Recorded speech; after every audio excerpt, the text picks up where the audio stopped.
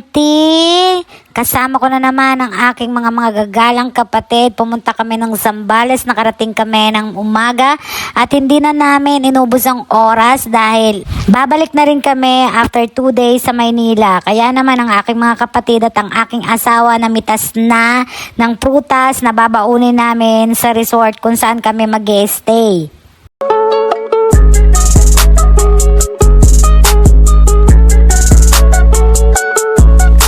Dahil main character, ganyan ang posing, ganyan ang outfit, ganyan ang shade, ganyan ang pagbomba. Galing Maynila eh. Anong magagawa nyo? Dahil pa tayo tubig, natamad ako ng bata, ginaganyan ko yan. Pagod na ako. Ay, ganyan kami dati. At minsan may ganyan pa yan. Charot. Yung nakaupo yung minantin. Dati mababa pa yan. Yung tubo nila eh. Pag mahaba to, nakaupo ako dyan. Pagod na pagod ako, magpapay na ako. At kapag hindi lumalabas ang tubig, ginaganyan ko pa yan ng pagmatyan. Malakas ang buhos niyan pag ginaganyan ko ang pagkanon. At syempre, kung mayroong feeling main character dyan, mayroong supporting main character. Ito nga pala ang aking sister na mukha siyang 20s pero wag ka, 50s na yan. Charot! Keme lang! Siya nga pala ang asawa ng main character na hiyang-hiya na sa pinaggagawa ng kanyang asawa. Kaya naman nagsilbi na lang siya ng tagahugas ng mangga para naman maibsa ng kahihiyan. At dahil 2 days lang simulan na ang pag-feeling. Pero seryoso guys, kaya kami napunta dito at nagkasundong magkakapatid na pumunta dito ay dahil sa aming pamangkin na naaksidente at nabakalan ng kanyang binti. Love na love namin siya, kaya naman dito na lang kami nag-stay ng aming vacation. Syempre, di pa rin kumukupas, maganda pa rin ang aking pamangkin. Bati na tayo. Ayaw sa akin. Be, kanino tong ano na to? 4x2 na sasakyan. Magkano ba dito? Hindi wala ka idea magkano. Yan ang gusto ko kahit ano lang. 30,000 po down payment po dyan, tapos monthly 6K. Ay, mura lang tayo. Sa bataan niyo po ginawa? Sa Bataan. Tapos ano requirement? Anong brand? Anong requirement po yun? So, anong requirement? Hindi ko po, ano po, mga... Bigyan mo ko ng idea. Grabe! Ito, i-aano ito. Yes, ang yabang naman ng isa dyan. Pwede mo sumama dyan. Sige na, punta ka na doon. Baka mangitim ka. Sa Kaskiyan, dito na lang. Ate Myla, doon daw kayo. Ay, siya kasi Kuya Ronald. Hindi naman kasi dito lang. Hello, I miss you so much. Kuya, Dito na sa loob. Kuya, pawisan ka na. Grabe embracing sa'yo ng sun. Buksan na sana. Hindi talaga maiiwasan yung nakakainis sa tropa. Alam mo yung gandang-ganda ka sa sarili mo, vlogging ka, feeling artista ka. Tapos magugulat ka na lang, mawaglit ka lang saglit, makatulog ka lang, ganito na gagawin nila. Ay nako, salamat na lang sa Korean polarized eyeglasses ko na kahit nakanganga ako, maganda pa rin ang lola nyo. Nabili ko lang to sa Shopee at high quality ang frame niya. Mayroon na siyang 400 UV eye protector na kahit anong shape ng mukha mo ay babagay siya. Kaya naman, pwedeng-pwede to sa lalaki. Ilagay ko ang link sa taas para pag gusto nyo, bumili na lang kayo. Gabi na nga ako niya na nakapag-video kasi naman sobrang init talaga sa Zambales. Kaya naman, pagdating namin dyan, tumalon na agad ako sa swimming pool. Sabi ko nga sa mga kapatid ko, ang araw sa Kainta, kapitbahay mo lang. Pero dito sa Zambales, ang araw kayakap mo talaga sa sobrang init.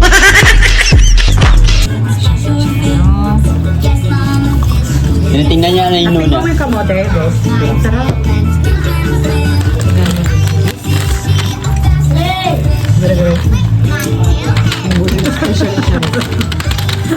ASMR.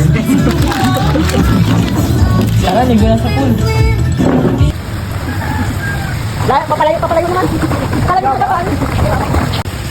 Ay.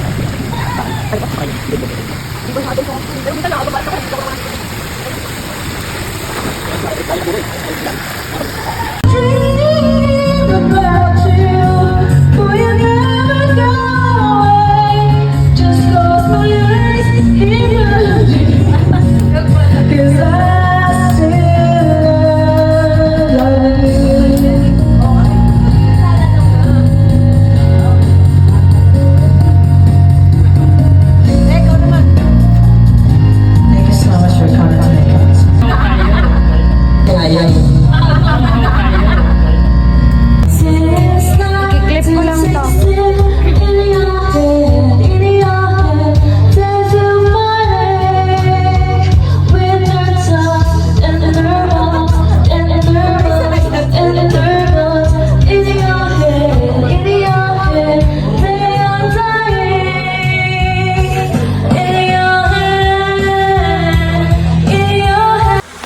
Nung napagod na sa kakangawa sa video okay, nagkwentuhan na ng mga nakakatakot. Walang sa pagod eh.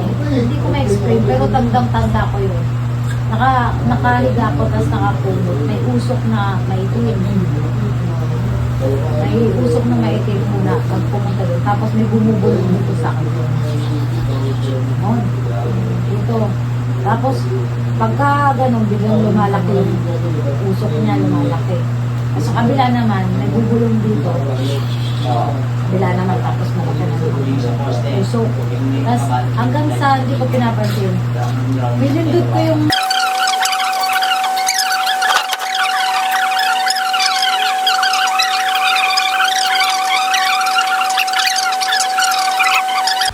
Ilang oras din kami nagkwentuhan dyan ng mga nakakatakot at ng kung ano-ano. Ilang oras din kami dyan nagkwentuhan at yun talaga ang pinaka-na-miss namin sa isa't isa, yung nagkikwentuhan ng sama-sama. Habang ang mag-asawa ay hindi makapagpatulog ng isang batang gusto pang lumabas para mag-swimming. Tick, tick, tick, tick, tick, tick, tick. Wheels on the bus go round and round. Nag-TV kayo? At syempre, kinabukasan, umaura agad ako. Syempre, in 2 days na pagiging artista, kailangan pak na pak ang aura. Hindi naman talaga ako marunong magpatakbo nito, kaya kahit sa picture man lang, pagbigyan nyo na ako. Check out na pala kami sa resort kung saan kami magstay. Then babalik na kami sa bahay ng pamangkin namin at doon ulit kami magkukulitan at magbaban. Sige, aura-aura muna kami mga auntie. Uwi na. Ayan. Grabe naman. Come on, let's go! Oh, it's been a while. Yun na, ako na ang huling-huling. Thank you, te. Ha? Yung aso! Ha? Napapasok siya eh. Napapasok. Buhatin niyo muna. Takot siya sa akin, be. Di, napapasok. Napapasok sa ano? Mainit, mainit. Napapasok siya sa... Ay, iwan si Mocha. Babay Resort. Ayan, lumapit hindi niya. Ako kapitid tayo. Napapasok. Sobrang init ka tayo. Sige na. Picture naman. Naiwan ka na. Lahat. Hindi. Ito talaga yung pinakamasayang moment, yung maliligo kami dito ng sama-sama. Alam nyo, ang sarap ng tubig dito. Mas na-appreciate ko pa yung lamig ng water ng poso kaysa doon sa resort. Pakainit. Kahit yung tubig sa swimming pool, pakainit. Buti na lang talaga nakabawi-bawi na ako ng tulog. Actually, mas marami pa yung naitulog ko dun sa resort kaysa naligo. Kasi naman, nagbiyahe kami ng madaling araw dahil gabi pa lang, may event kami ng aking asawa sa Sounds. Kaya naman, kailangan ko talagang bawiin ang aking tulog para naman may lakas ako makipagkulitan sa aking mga kapatid. Uy, nakakano ng tenga yun. Natatawa si Kuya Ronald sa inyo. Pati si ano. Tawa sa ng tawa, Dayag. Ang kulit mo eh. Wala kayong dala sabon? Iba yung lamig mo. Bog, sasasubol sa lang yung sabon.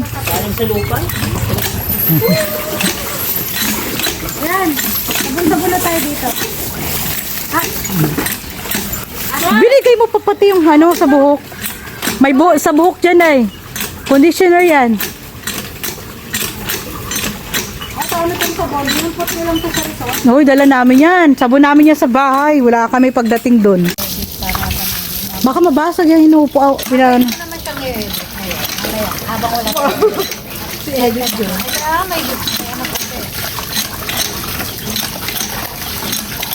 Di ba ba yun mabasag, Ning? Mabasag. Ang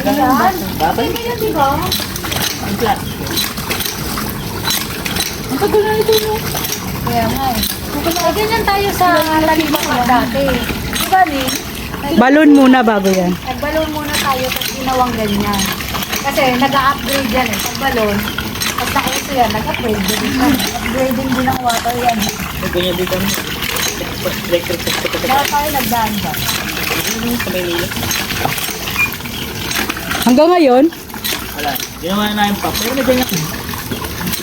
meron din tayo ning sa taas niyan. Oh, sa taas. Oo. Second floor. Hindi, yung bahay doon sa taas bago magkaroon sa taas. Sa baba nun may poso din. Haba dapat yung stick ko. Kasi mahirap ang tubig. Kinagabihan, ang aking sister-in-law ay naghanda ng pansit para sa akin. Salamat pala Ate Myla. Thank you so much. Ewan ko ba sa aking mga kapatid kung bakit magsusurprise sila hindi nila galing-galingan sa pagtago. Nabuking sila so wala na, hindi na nila ako na-surprise kaya inulit na lang namin. Kunwari hindi ko na lang alam. Ginalingan ko na lang ang pagiging artista ko dyan para kunwari ganap na ganap.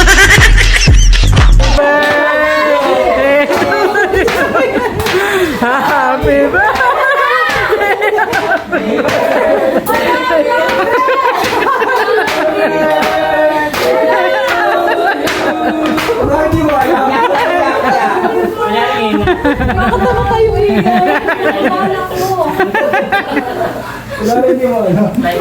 Aray ko.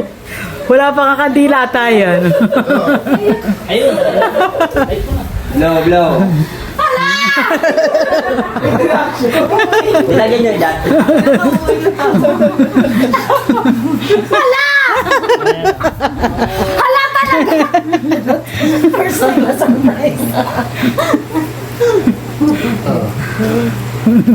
Bayaran mo yan.